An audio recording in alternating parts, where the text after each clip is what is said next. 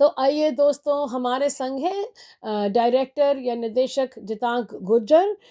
उन्होंने अभी पुरस्कार जीती है टोरंटो इंटरनेशनल फिल्म फेस्टिवल में। तो आइए कुछ हम इनके संग बातें शेयर करते हैं। तो जितांक जी आप हमें बता सकते हैं कि आपने यहाँ पे ये फ़िल्म बनाने की कोशिश कैसे की?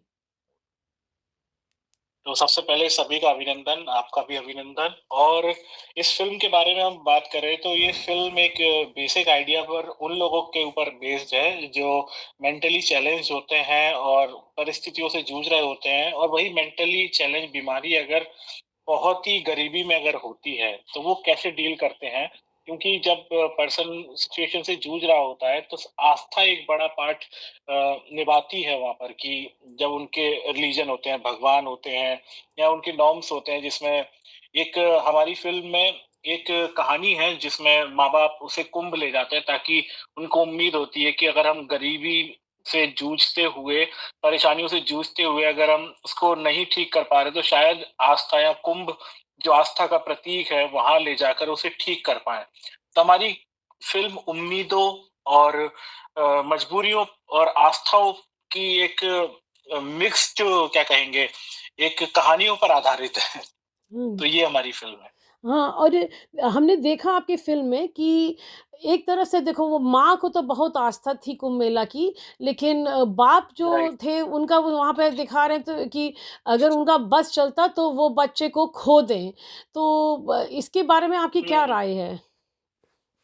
मुझे लगता है कि वो बाप ने भी जो जो बाप ने भी उसको खोने का रीज़न, के जब स्टेट मतलब उसको छोड़ मेले में छोड़ने के स्टेट पर जब वो आया, तो उसका रीज़न ये था क्योंकि वो ऑलरेडी परेशान हो चुका था। उसको ये चिंता थी कि अगर मैं बूढ़ा हो रहा हूँ, मेरी वाइफ़ बूढ़ी हो रही है, हमारे पास पैसे नहीं है, और अगर हम लोगों को कुछ हो जाता है कल को, तो इसका क्या होगा? ये सड़कों पर भटकेगा, गाँव वाले अच्छे से ट्रीट नहीं करते, सोसाइटी उसे अच्छे से वो डील नहीं करती, तो इनका क्या होगा? अगर मैं एक आस्था के कुंभ में अगर छोड़ता हूँ, तो लोग उसे कहीं ले जाकर, क्योंकि लोग वहाँ पर आस्था के लिए आते हैं, तो लोग किसी का बुरा नहीं करते, भंडारे चल रहे होते हैं, खाना मिलता है, और जो लोग ऐसे मेंटली चैलेंज होते हैं, उनको किसी जगह पर पहुँचा देंगे। तो उसका उसका पर्पज़ ये था कि उसको उसने मारना भी चाहा उसको, बट उन्होंने सोचा कि मारने से अच्छा है, मैं उसे ऐसी जगह छोड़ देता हूँ जहाँ वो सोसाइटी को समर्पित हो जाए, रेदर देन किलिंग हिम। तो हाँ। ये था उसकी मजबूरी थी, बट वो इतना इविल नहीं बनना चाहता था कि क्योंकि वो मरना तो था ही उसे। उसे मालूम था कि मैं बूढ़ा हो रहा हूँ, मुझसे काम नहीं हो रहा, पैसे नहीं कमाए जा रहे, और मेरी एज भी हो रही है, और अगर इसी बीच में अगर मुझे कुछ होता है, तो इसका क्या होगा? तो हुँ। यही रीज़न था उसको वहाँ छोड़ने का। हुँ। और जैसे यहाँ पे आप दिखा रहे हैं कि एक वहाँ पे इनफैक्ट ये जाता है वो बच्चा और मतलब या एडल्ट हुँ, बच्चा हमें बोलना चाहिए। वो हुँ, जाता है वहाँ पे और उनको उसको एक गुरु मिल जाते हैं और फिर वो आपने हुँ, दिखाया कि वो ध्यान कर रहा है। तो हमारे मन में एक सवाल उठा कि क्या आपको विश्वास है हुँ, कि हर आत्मा जो है एक निश्चित समय के लिए हुँ। आती है और वो अपने कर्म को पूरा करने के लिए अपने माँ-बाप के साथ भी कुछ निश्चित समय बिताती है और फिर या तो आपको ये भी लगता है कि ये आत्मा जो है वो जन्म ली है मोक्ष पाने की दृष्टि से कुंभ मेला में? नहीं, मतलब हम लोगों ने ना जो इसका एंडिंग दिया है, वो फ़िल्म ना 2 भागों में बँटी हुई है।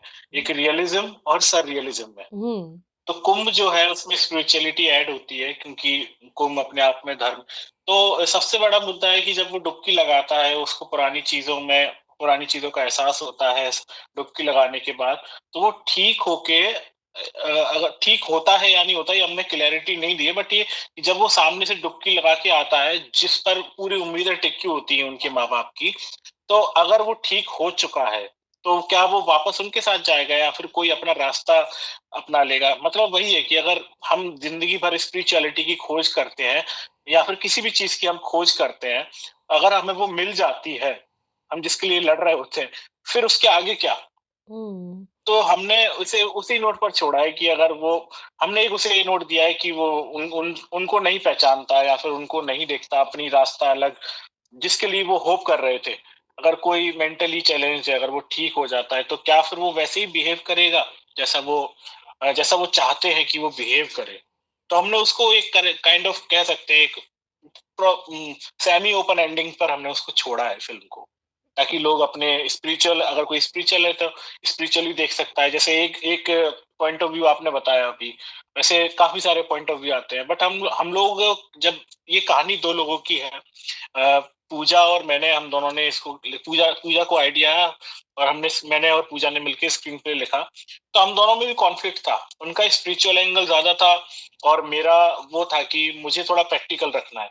और फिर बात सही है कि हर किसी का इस पे पॉइंट ऑफ व्यू अलग-अलग होता है। इसलिए हमने उसको सेमी ओपन एंडिंग पे छोड़ दिया, ताकि लोग अपने-अपने रास्ते खुद ढूँढें, जैसे वो खुद अपना ढूँढने लगता है फ़िल्म में।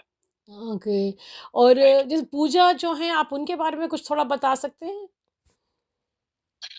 पूजा पूजा बहुत पहले इंडस्ट्री, आज से 15-20 साल पहले इंडस्ट्री से जुड़े थे, एक्टर या कुछ थे। उसके बाद वो अपना प्रॉपर होम मेकर बन गए, अपने बच्चे को सँभालने लगे। फिर वो, उनके उनके हस्बैंड है वो पेरिस में कुछ एम्बेसडर वगैरह थे।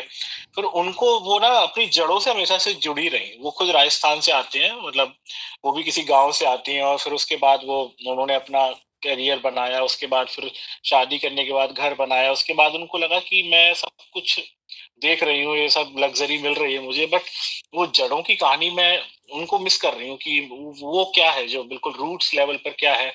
तो उनको एक दिन एक कहानी आई, उनको जैसे ही कहानी आई उन्होंने मुझे ढूँढा, क्योंकि मैं उनके कॉन्टैक्ट के थ्रू, मेरी फ़िल्म भी कान्स में हुँ। मार्केट स्क्रीनिंग में थी, तो उनको उसके बारे में मालूम था कि ये फ़िल्म मेकर है। तो उन्होंने मुझे कॉन्टैक्ट किया और मुझे आइडिया बहुत अच्छा लगा। और मतलब उनको जब आइडिया आया कि ये, और वो, क्योंकि वो पहले भी ट्रैवल करते रहे थे काफ़ी देश भर में, और वो एक जगह गए थे, शायद ग्वालियर के आस-पास ही गए थे, जहाँ मेंटली चैलेंज लोग जो होते हैं, जो सड़क पर जिनको छोड़ दिया जाता है, उनको एक स्वर्ग सदन करके आश्रम है ग्वालियर के पास। तो वहाँ पर है ना, लोग सेवा करते हैं उनकी, ज़िंदगी भर रखते हैं उनको, केयर करते हैं। तो एक आश्रम है। जब वो उन्होंने वहाँ विज़िट किया था, तो उनको ये लगा कि लोगों का होता क्या है? फिर उनको एक कहानी मालूम पड़ी कि कुंभ में लोग छोड़ जाते हैं, क्योंकि कुंभ आने वाला था अगले 5 महीनों में।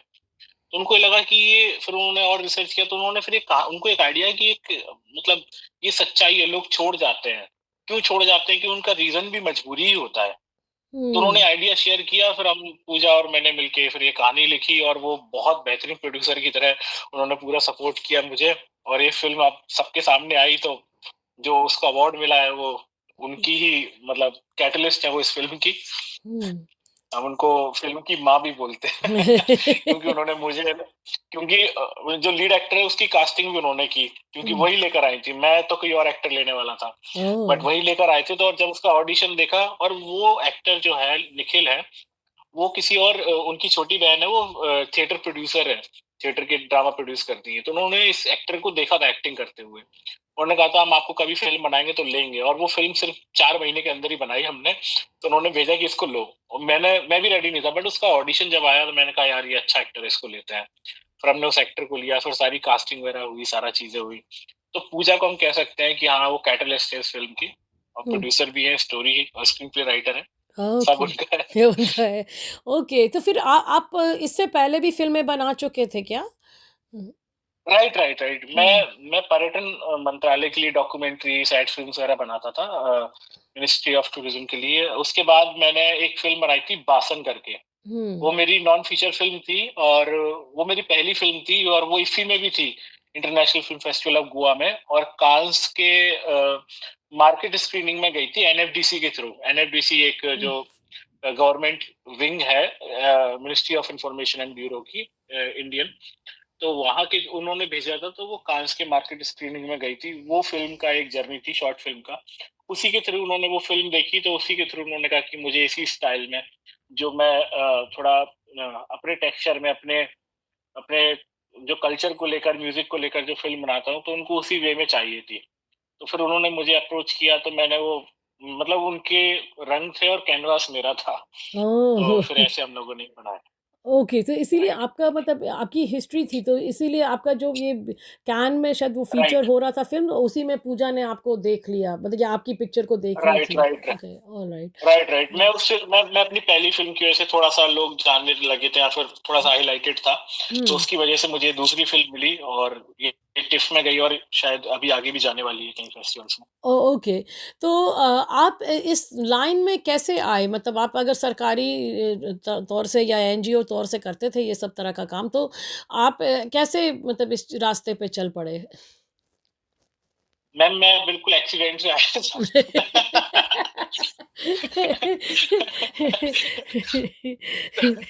तो मैं मैं पहले मैम थिएटर करता था और थिएटर में मैं बिल्कुल एक्सीडेंटली आया था, मतलब किसी हुँ, हमारे ग्वालियर में थिएटर होता था, अच्छा थिएटर होता था, एक ग्रुप था वहाँ पे परिवर्तन थिएटर करके। हुँ, तो मैं तब अपना पढ़ाई-वढ़ाई करता था, कॉलेज में, स्पोर्ट्स में था। तो किसी ने मुझसे बोला कि मैं वहाँ जा रहा हूँ, मुझे छोड़ दो वहाँ तक। तो मैंने कहा ठीक है, मैं छोड़ देता हूँ। तो मैं वहाँ गया तो उन्होंने कहा ऊपर पार्टी हो रही है थिएटर वालों की, तुम आ जाओ कुछ खा पी के चले जाना। मैंने कहा ठीक है, मैं भी चला गया और मैं मिलने गया था और वहाँ पर ना वो म्यूज़िक गा रहे थे, थिएट्रिकल जो म्यूज़िक होता है हारमोनियम लेकर, मैं बहुत इम्प्रेस्ड हुआ।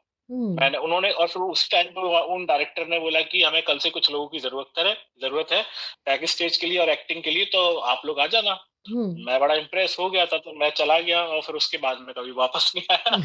तो मैं फिर थिएटर में एक्टिंग करने लगा, फिर मैंने 5-6 साल थिएटर किया प्रॉपर, मतलब हुँ, 3 साल तो बिल्कुल लग के किया, फिर बीच में मैं थिएटर फ़िल्म्स के साथ करने लगा। हुँ, फिर मैं प्रॉपर फ़िल्म मेकिंग में आ गया, डॉक्यूमेंटरीज़ में, देन कोविड के टाइम पर्यटन मंत्रालय के साथ काम करने लगा, फिर हुँ। थिएटर डायरेक्शन भी किया बीच में। ओह! फिर उसके बाद ये अपना क्या कहते हैं, फिर पहली फ़िल्म बनाई बासन, वो उसके बाद फिर ये जर्नी रही मैम। ओह! Okay, wow! और आप ऐसे पहले कहाँ के रहने वाले हैं और आप ऐसे किस लाइन में आपने शिक्षा ली हुई है? हुँ, मैम मैं ग्वालियर से हूँ एमपी में और हुँ। मैं साइकोलॉजी की पढ़ाई कर रहा था, मुझे साइकियाट्रिस्ट बनना था। ओके। तो और मैंने 1-2 महीने जॉब भी की थी असिस्टेंट साइकियाट्रिस्ट की थिएटर के दौरान ही, फिर मुझे लगा कि नहीं यार थिएटर ही करते हैं। उसमें हुँ, भी साइकोलॉजी चाहिए होती है, आपको कैरेक्टर डिज़ाइन करना होता है, कहानियाँ लिखनी होती हैं हाँ, और वो वो जो बैकग्राउंड था मेरा साइकोलॉजी का, वो बड़ा हेल्प करता है आपको फ़िल्म में लिखने में या हुँ, कैरेक्टर समझने में या फिर एक्टर्स को कैरेक्टर समझाने में। तो इट रियली हेल्प्स। इवन जब निखिल के साथ हम लोग कैरेक्टर डिज़ाइन कर रहे थे स्टार्टिंग से, ये जो विमुक्त का, हुँ, तो मैंने उनको साइकोलॉजिकल जो टर्म्स थी वो पहले से ही हम लोगों ने साइकोलॉजिकल हम गए थे। मैल एडप्टिव बिहेवियर होता है हुँ, और जो बाकी के और जो नॉर्म्स होते हैं उन पर हमने काम किया, पढ़ाई की थोड़ा-सा, फिर वो कैसे रिएक्ट करते हैं, कैसे हर एक मोमेंट में नहीं टिकते। तो वो साइकोलॉजी ने इस फ़िल्म को एडप्ट बनाने में काफ़ी हेल्प की, जो मेरा बैकग्राउंड था। ओके। तो राइट। बेसिकली आपने से फिर ये एमडी का की डिग्री की थी या साइकोलॉजी की मतलब डिग्री की हुई थी इसमें? नो मैम, मैम सिर्फ़ बैचलर किया था मैंने साइकोलॉजी में। Oh! Okay. Psychology right, right. हुँ, साइकोलॉजी मेरा मेन सब्जेक्ट था और हिस्ट्री था मेरा सेकेंडरी सब्जेक्ट, तो ओह! ओह! बैचलर किया था और बैचलर ही किया मैंने मैम बस साइकोलॉजी, उसके बाद प्रॉपर फिर थिएटर में ही आ गया था मैम मैं। Okay, wow! ओके, वो तो तकदीर कहाँ से कहाँ आपको खींच लाई और देखो आप यहाँ पे टोरंटो राइट, अंतर्राष्ट्रीय फ़िल्म फेस्टिवल में पुरस्कार भी जीते। So it's a very big, big honour for right, us all. Right ma'am. We never know जो जर्नी कहाँ से कहाँ ले जाए आपको, किस हाँ, क्या सब अनएक्सपेक्टेड होता है लाइफ में। हाँ।